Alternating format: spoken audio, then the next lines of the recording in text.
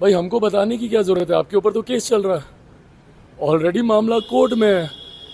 Court में आपके ऊपर इस मामले को लेकर ही लैंड फॉर जॉब इसी नाम से ना केस चल रहा है, तो ऑलरेडी मामला कोर्ट में है। और भाई ये बात तो किसी से छुपी नहीं ना कि 90 के दशक में क्या क्या चीज़ें होती थी, कैसे लोगों की ज़मीनें हथियाई जाती थी, कैसे दुकानों को तोड़कर सामानों को अपनी गिरफ्त में लिया जाता था। 90 का दशक, मेरे भाई उस वक्त छोटे रहे होंगे, नहीं इनको याद होगा, उस वक्त इनकी उम्र कम होगी, बट उनका बड़ा भाई होने के नाते मुझे वो 90 का दशक अच्छे से याद है। और मेरी पीढ़ी के और मुझसे पिछली पीढ़ी के, ये जेंजी वालों को शायद उतना नहीं इस बात की जानकारी होगी, बट जो भी अपने माता पिता इनसे पूछेगा तो उनको पता चलेगा कि वो 90 का दौर क्या था और क्यों हमारे प्रदेश से इतनी भारी संख्या में पलायन हुआ। चिराग जी, तेजस्वी यादव ये भी कह रहे हैं कि 5 लाख नौकरियां जो दिया है उसमें से किसी को पकड़ करके लाए जिससे जमीन लिया हो या पैसा लिया हो। भाई मैं इसी का ही तुम्हें जवाब दे रहा हूँ कि भाई ये मामला तो ऑलरेडी कोर्ट में चल रहा है ना। कोर्ट में तमाम बातें आपको सिद्ध करना है कि आप इनोसेंट हैं। वो लोग तो इल्ज़ाम लगा ही रहे हैं जिन लोगों की ज़मीन आपने ली। ऐसे में अब बिहार की जनता पुनः आपके इस बहकावे में नहीं आने वाली। राहुल गांधी कह रहे हैं कि इस बार जो है परमात्मा के, अगर नरेंद्र मोदी को परमात्मा ने भेजा है तो क्या सिर्फ अडानी अंबानी के लिए काम करने के लिए भेजा है। भाई ये लोग नहीं समझेंगे।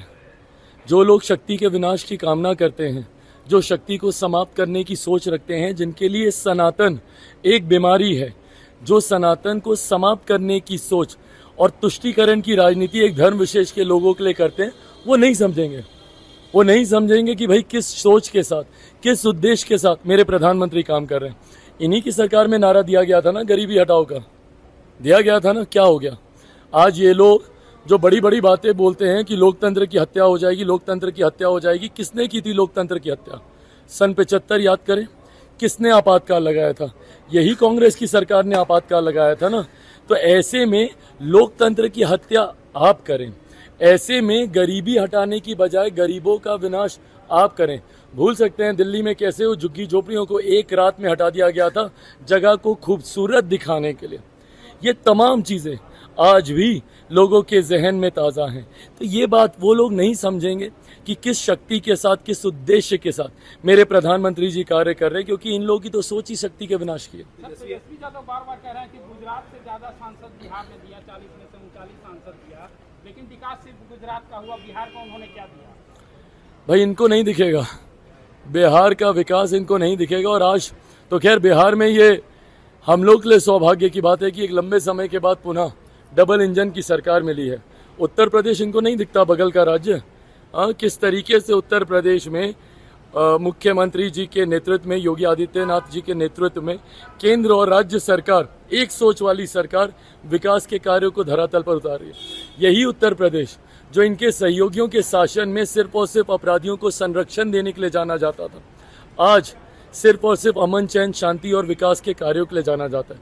इसी तरीके से आज जब मुख्यमंत्री जी के नेतृत्व में बिहार में अब एनडीए की सरकार है, केंद्र में एनडीए की सरकार है, और ज़्यादा चिंता ना करेंगे, परिणाम आने के बाद उसके बाद बिहार में विधानसभा के भी चुनाव होंगे, और इस बार बिहार के विधानसभा के चुनाव में पुनः एनडीए की सरकार बनेगी।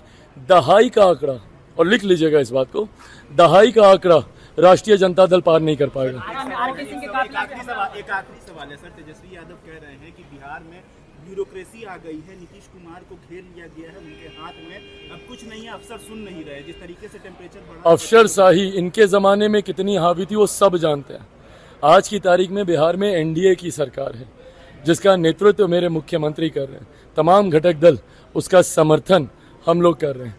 ऐसे में हर इस बात को सुनिश्चित किया जाएगा कि गरीब कल्याण से जुड़े हुए हर विषयों को प्राथमिकता देते हुए कहीं किसी तरीके की